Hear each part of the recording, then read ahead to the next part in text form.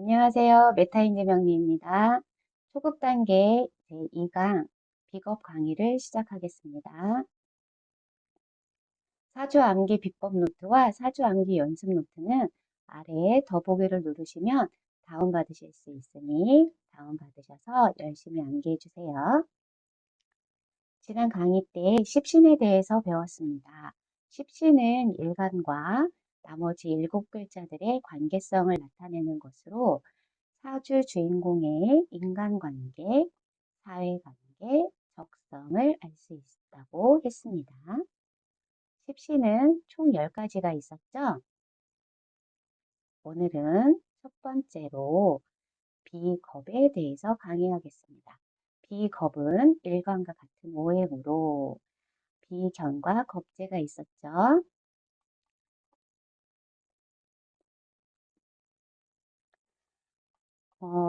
비겁은 일간과 같은 오행으로서 일간과 음양이 같으면 비견, 일간과 음양이 다르면 겁재이다 라고 지난 시간에 우리가 학습을 했었습니다. 이 부분에 대해서 오늘 강의를 하겠습니다. 또 지난 시간에 일간에 올 수 있는 천간들, 천간 10글자에 해당하는 십신에 대해서 익혔는데요. 그 중에 오늘은 비겁만 할 거니까 비겁 부분만 한번 더 짚고 넘어가겠습니다.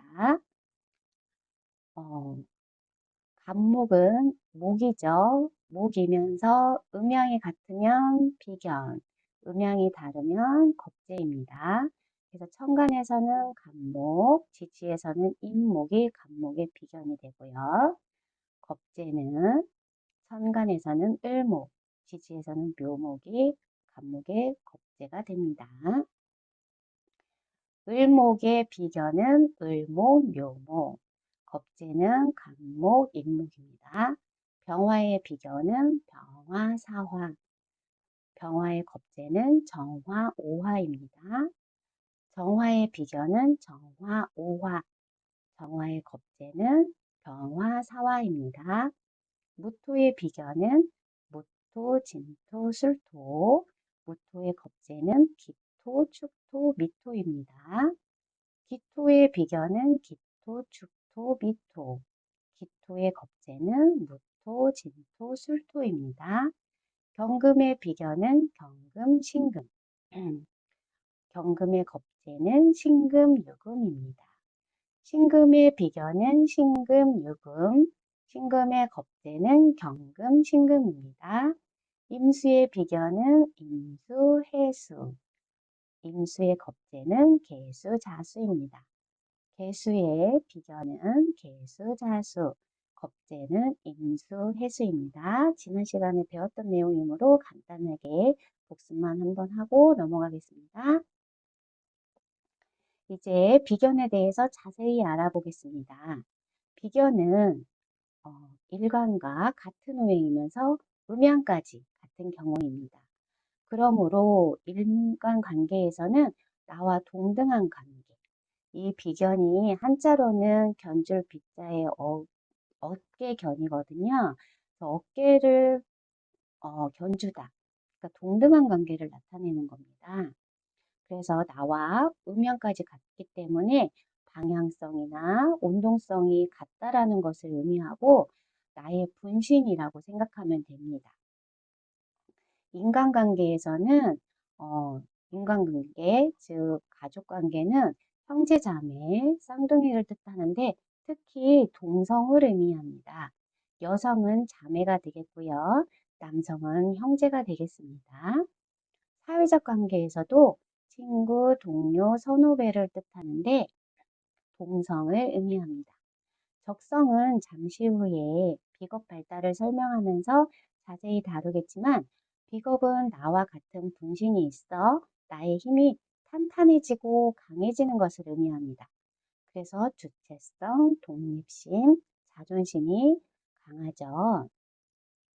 그러므로 남의 밑에서 일하기보다는 자신이 주체적으로 일할 수 있는 1인 기업, 또 운동선수, 또 예체능 계열이 적정합니다. 근데 만약에 발달 과다일 경우에는 사업을 자제해야 됩니다. 그 이유도 이따가 말씀드리겠습니다.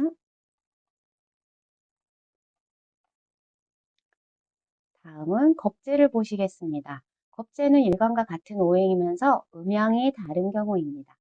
겁재의 뜻은 재자가 재물이고 겁은 빼앗아간다의 고탈하다의 의미거든요. 그러므로 나의 안정성을 깨트린다는 의미가 됩니다.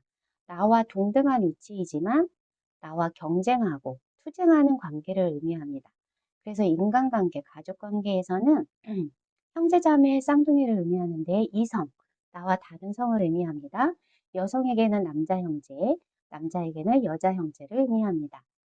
사회적 관계에서는 친구, 동료, 선후배이지만 특히 경쟁자를 의미합니다.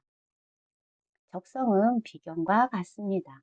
겁재는 특히 어, 경쟁을 의미하거든요. 경쟁과 내 것을 지키려는 투지가 강한 성격이므로 비견보다 더 강한 경쟁심, 명예욕, 승부욕, 투쟁심이 나타난다는 것, 이것이 제일 강한 겁재의 특징이 되겠습니다. 비겁이 발달한 사주를 예시로 보겠습니다. 기토일간입니다. 일간을 이제부터 본원이라고 표현하겠습니다. 비겁이 두세 개 정도 있을 경우 우리가 발달했다, 적정하다는 의미이고요. 4개 이상일 경우에는 과다라고 표현합니다. 두세 개 정도 있을 경우는 나에게 든든한 힘이 되어주고 내가 튼튼하고 강한 사주라고 표현할 수 있습니다. 기토를 보시면 옆에 겁재인 무토가 있고요. 비견인 축토가 있습니다. 그래서 나를 든든하게 받쳐주는 비겁이 발달한 사주입니다.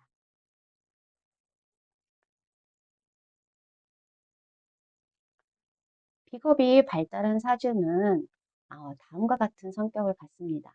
비견과 겁재는 거의 비슷하다고 생각하면 됩니다. 다만 겁재가 경쟁심, 투쟁심이 더 강한 것이 차이라고 생각하시면 됩니다. 그래서 성격은 비견, 겁재 따로 알아보지 않고 비겁으로 하나로 알아보겠습니다. 비겁이 발달하면 확고한 주체성, 자신감, 자존심 이것이 비겁 성격의 키워드입니다. 그래서 자신감, 자존감, 주체성을 기반으로 해서 이런 아래의 성격들이 나타납니다. 자기애가 강하고요. 분위기를 잘 이끌어갑니다. 그리고 자기만족이 있습니다. 그리고 자기가 하고자 하는 일에 대한 집념이 강합니다. 그리고 독립적이고 판단력이 있습니다. 또 어떤 일을 개척적인 성격이 강하고요. 의지가 강합니다. 이 비겁의 성격을 이해하시는데 어려움이 없으시죠? 자존감, 주체성, 또 자존심 이런 키워드를 생각하고 연결해서 이해하시면 이해가 잘 될 것입니다. 다음은 비겁이 과다인 사주를 보시겠습니다. 본원이 병화입니다. 병화 주변에 비견 겁재가 4개 이상입니다. 그러면 우리가 발달 과다로 보는데요. 숫자로만 사실 4개 이상일 경우 과다라고 판단할 수는 없습니다. 월주에 있는지 연주에 있는지 그 영향력이 달라서 위치도 중요합니다. 그러나 지금은 초급 단계이므로 개수로만 일단 파악을 해보겠습니다.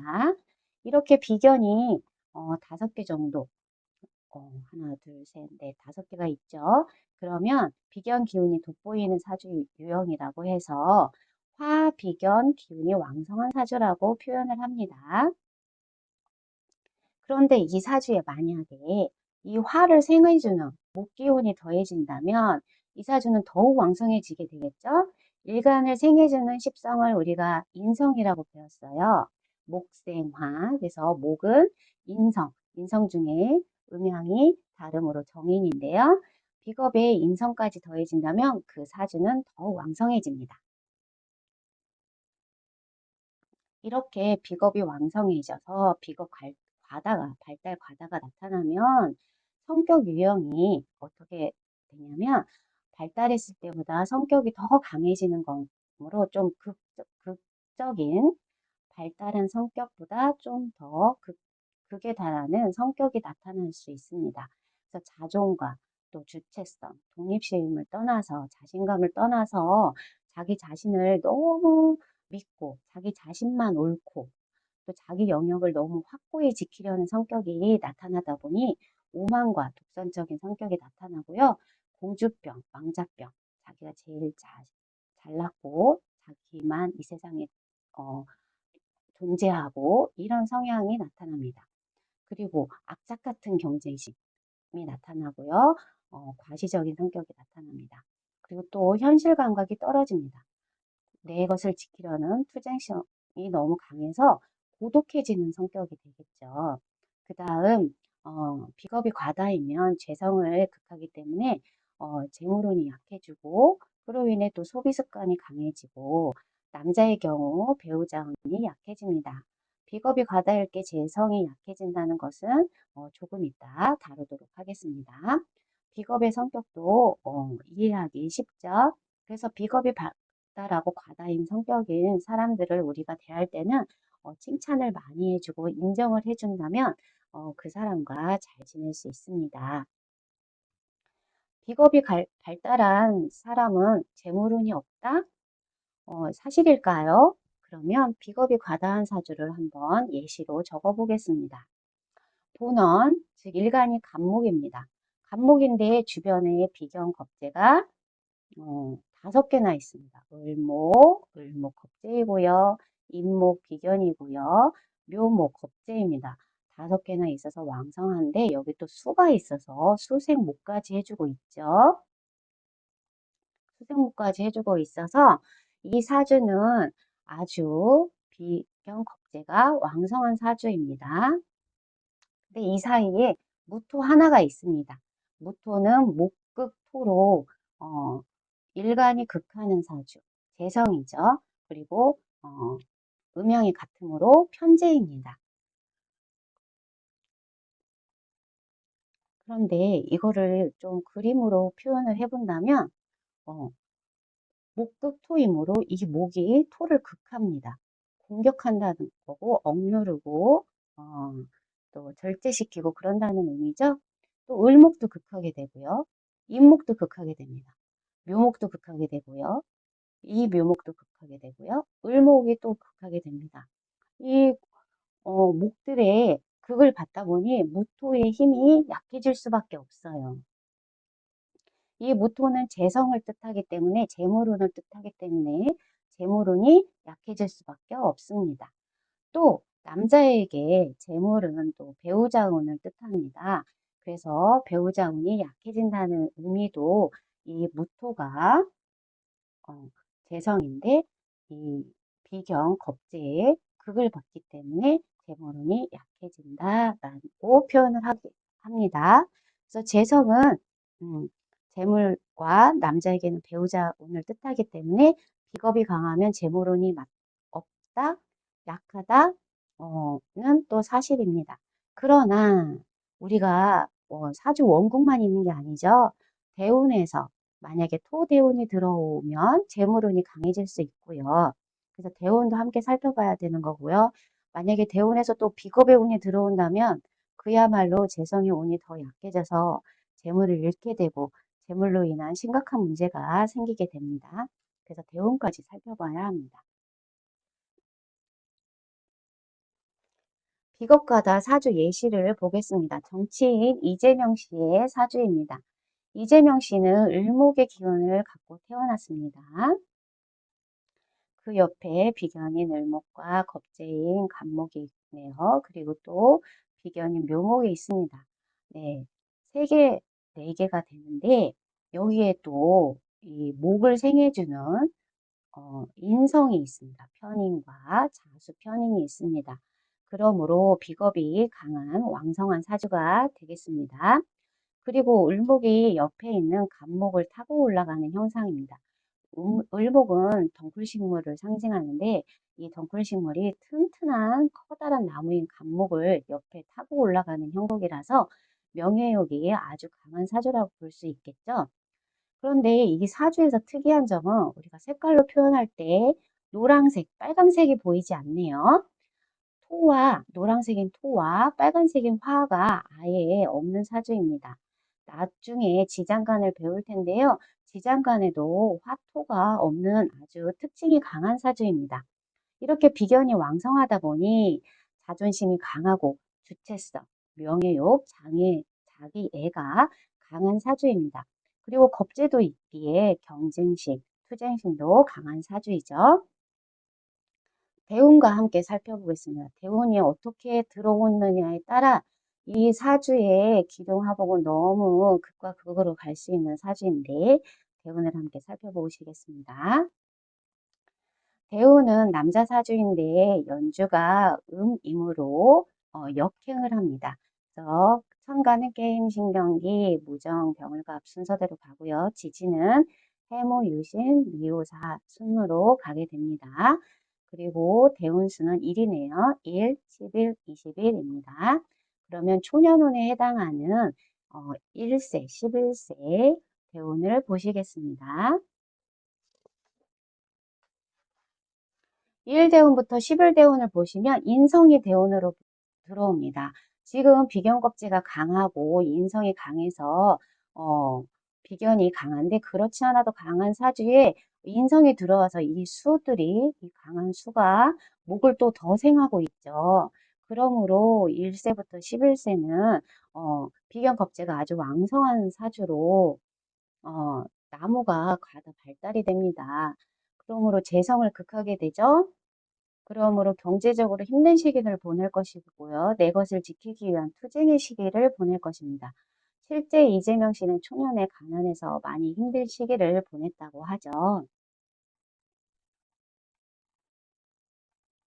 그러면 그 다음 대운을 보시겠습니다. 21대운, 30일 대운을 보시면 금으로서 금목하죠. 나를 극하는 오행입니다. 그러면 관성이라고 하는데요. 관성이 탄탄하게 들어오기 때문에 이때 이재명 씨가 사법고시에 합격하면서 변호사의 길을 걷게 됩니다. 그 다음 41대운부터 71대운을 보시겠습니다. 이때 드디어 이 사주에 필요한 어, 화토대운이 들어오게 됩니다. 그러므로 재물운도 강해지고 비견겁재가 또 적당히 약해져서 아주 좋은 운의 흐름이 됩니다. 물론 세운, 1년운도 함께 보면 1년마다 운이 좋고 나쁨이 있겠지만 대운의 흐름상 좋은 운으로 흘러가게 됩니다. 이때 재물운도 들어오고 또 어, 운의 흐름이 아주 좋게 되는 거죠. 네, 이재병 씨에 대한 사주는 비겁에 관련된 부분까지만 해석하는 것으로 하겠습니다. 오늘은 비겁에 대해서 알아보고 비겁 사주인 이재명 씨에 대한 사주까지 예시로 알아보았습니다. 오늘 배운 내용을 다시 한번 들으시면서 사주 암기 노트의 내용을 암기하시면 더 이해가 잘 되고 암기도 더 잘 될 것입니다. 이상으로 메타인지 명리 초급 단계 2강 비겁 강의를 마치겠습니다. 다음 강의는 3강에서 뵙겠습니다. 감사합니다.